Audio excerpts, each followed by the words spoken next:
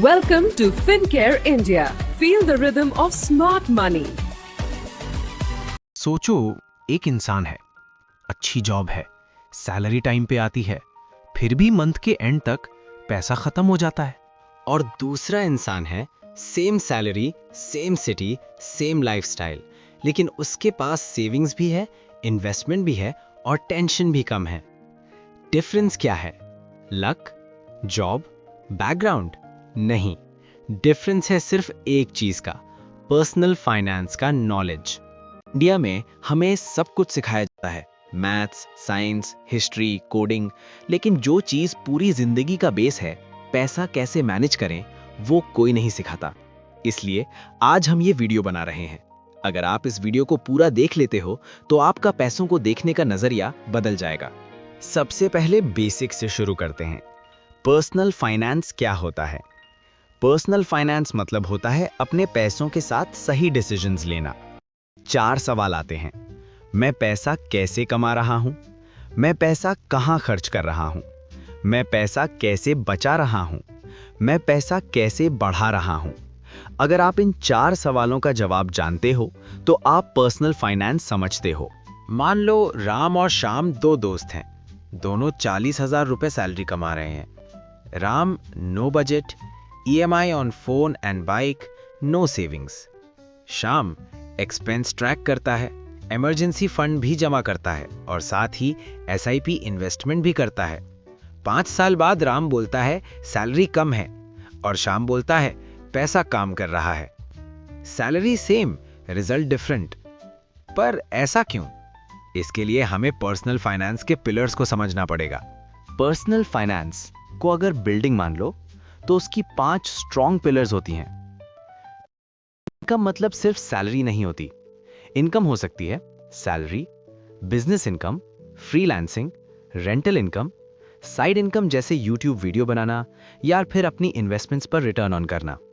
आज के टाइम पे लोग एक्टिव इनकम से ज्यादा पैसिव इनकम पर फोकस कर रहे हैं, जैसे कि इंटरेस्ट और डिविडेंड इनकम। पर्सनल फाइनेंस का पहला रूल, सिर्फ एक इनकम सोर्स पे डिपेंडेंट मत रहो। Pillar 2, expenses.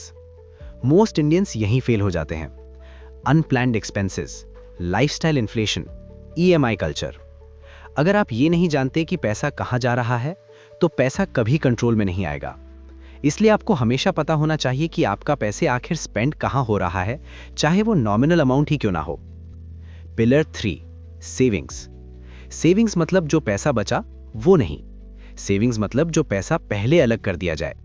Save first, spend later. Monthly earn करते हैं तो सबसे पहले आप उसमें से सेविंग का पोर्शन अलग कर दें, फिर अपने बाकी खर्चे करिए। Pillar 4, investments. सेविंग सिर्फ पैसा रखती है, इन्वेस्टमेंट पैसा बढ़ाती है। अगर आप इन्वेस्ट नहीं करते तो आप फ्यूचर के लिए काम नहीं कर रहे। इन्वेस्टमेंट जैसे कि गोल्ड, बॉन्ड्स और SIP mutual funds. Pillar 5, protection. एक एक्सीडेंट, एक इलनेस सारी प्लानिंग खत्म कर सकती है। प्रोटेक्शन मतलब emergency fund, health insurance, life insurance. Protection बिना इन्वेस्टमेंट का कोई मतलब नहीं। उम्मीद करते हैं आपको 5 पिलर्स ऑफ पर्सनल फाइनेंस समझ आए होंगे, पर इन्हें समझना जरूरी क्यों है?